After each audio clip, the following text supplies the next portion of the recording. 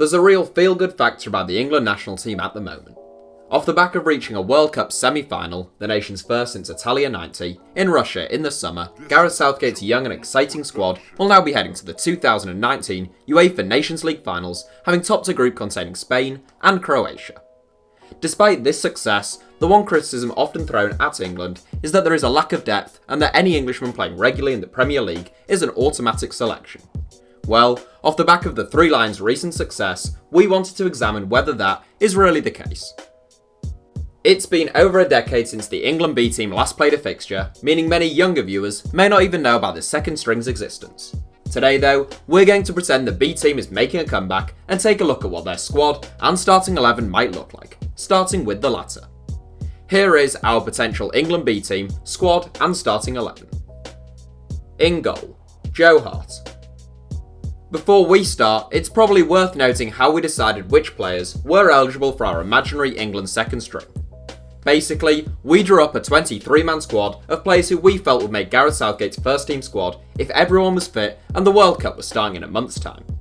That 23-man squad read as follows: Jordan Pickford, Jack Butland, Alex McCarthy, Kyle Walker, John Stones, Joe Gomez, Harry Maguire, Kieran Trippier, Danny Rose, Luke Shaw, Michael Keane, Jordan Henderson, Eric Dyer, Dele Alli, Ross Barkley, Jesse Lingard, Fabian Delph, Ruben Loftus-Cheek, Raheem Sterling, Harry Kane, Marcus Rashford, Jadon Sancho, and Callum Wilson. Therefore, any Englishman not in that 23-man squad could be considered for our B-team squad, with the exception of those players who have outright stated that they have retired from international football, such as Wayne Rooney, Jamie Vardy, and James Milner.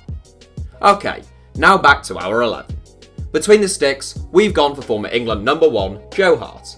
The most capped player in this squad, by far, Hart has won 75 caps for the Three Lions, but he was left out of Gareth Southgate's squad for the 2018 World Cup in Russia, following a couple of underwhelming loan moves to Torino and West Ham. The 31-year-old, who should really be in his prime years right now, does seem to have settled down since a summer move to Burnley though. He's currently keeping Tom Heaton out of the Claret starting 11, who also makes our B-team squad, and the record 4-time Premier League Golden Glove winning keeper recently stated his intentions to break back into Gareth Southgate's England setup. Right back, Trent Alexander-Arnold. Possibly the most contentious omission from our guess at what would be Gareth Southgate's dream 23-man squad right now, Trent Alexander-Arnold just happens to occupy a highly competitive position in the England squad. Kyle Walker's form at Man City means he has to be one of the first names on the team sheet, whilst Kieran Trippier was probably the nation's outstanding performer at the 2018 World Cup. That leaves Alexander-Arnold available for our B team, and with that in mind, the 20-year-old Liverpool regular is an automatic choice, restricting his Anfield teammate Nathaniel Clyne to a spot on the bench. Centre back, Lewis Dunk. Handed his England debut in Gareth Southgate's most recent squads, Lewis Dunk has been an absolute rock for his hometown club of Brighton and Hove Albion for the best part of a decade. Strong in the tackle and a real force in the air, Dunk is an integral part of Brighton's very solid backline. We don't think he makes it into Gareth Southgate's 23 if everyone is fit and available for selection, but he beats the likes of Chris Smalling and Phil Jones to our B team starting 11. Centre back, James Tarkowski. Partnering Lewis Dunk at the heart of our England's second 11 defence is Burnley star James Tarkowski. Named as a standby for England's most recent World Cup squad, the 26-year-old has won 2 caps for his country to date. A strong and intelligent centre-back, Tarkowski is also a skilled passer of the ball, and that should fit well with the style in which Gareth Southgate wants his England team to play. We think he'd be Gareth Southgate's first port of call if he were without any one of John Stones, Joe Gomez, Harry Maguire, and Tarkowski's former club teammate, Michael Keane. Left back, Ben Chilwell. Given that he has recently won his first 5 England caps and impressed during those outings, it may seem a little harsh that we don't think Gareth Southgate would name Ben Chilwell in his ideal 23 right now. However, just like at right back, it's simply a case of England having a lot of options in that position. We think Danny Rose is still the first choice when fit, followed by Luke Shaw. If you disagree, feel free to swap Chilwell out for either Rose or Shaw. Central midfield, Harry Winks. We've opted for a 4-3-3 in our England B team with 3 central midfielders, and we start with the deepest of that trio in the form of Harry Winks. The Tottenham midfielder has threatened to be a really top player at times, but has failed to break through as a regular with either Spurs or England. There was an awful lot of competition for this position in our B team, and arguments could be made for the likes of Jack Wilshere, Lewis Cook and Nathaniel Chalobah. We think Winks is a good player though, and he's playing at a slightly higher level than those 3 right now, and time is still on his side. Central midfield, Alex Oxlade-Chamberlain. One of the easier decisions in this team if, as we do, you can't find a place for Alex Oxlade-Chamberlain in Gareth Southgate's favoured 23, then he is a surefire starter for any second string. The Ox looked a good bet not just to travel to Russia with England, but possibly to start at the finals prior to picking up a serious injury which saw him miss both the World Cup and the Champions League final. The former Arsenal man brings an injection of pace and dynamism to the centre of midfield, as well as being really quite good on the ball. Central midfield, James Maddison. It was really tricky leaving Adam Lallana out of our starting 11 since he is a player we like a lot, and one we suspect Gareth Southgate would have viewed favourably too were it not for his injury struggles over the last couple of years. However, the Liverpool midfielder's lack of game time, combined with James Maddison's impressive start to life in the Premier League, means we go with the former Norwich star. Maddison joined Leicester City in the summer, hoping to provide a touch of magic in the absence of Riyad Mahrez, and he's shown signs that he could be capable of doing just that. Right wing, Reiss Nelson. On the right flank is the first player in our starting 11 who is yet to be capped by England at full international level, although you wouldn't bet against him breaking into the squad for the upcoming Euros in 2020.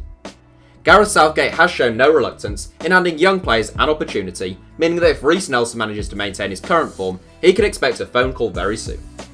The 18-year-old Hoffenheim loanee is highly thought of at Arsenal, and he's shown why since linking up with the Bundesliga outfit.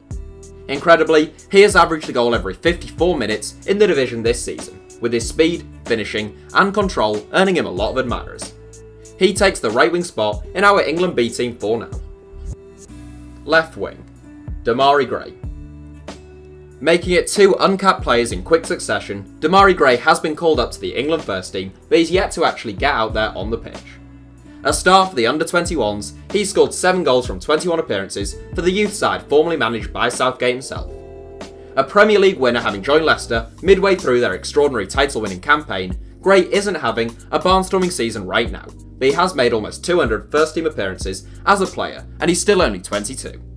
A tricky customer who is quick and skillful, we think Gray and Nelson would make really dangerous wide men in a 4-3-3. Striker, Glenn Murray.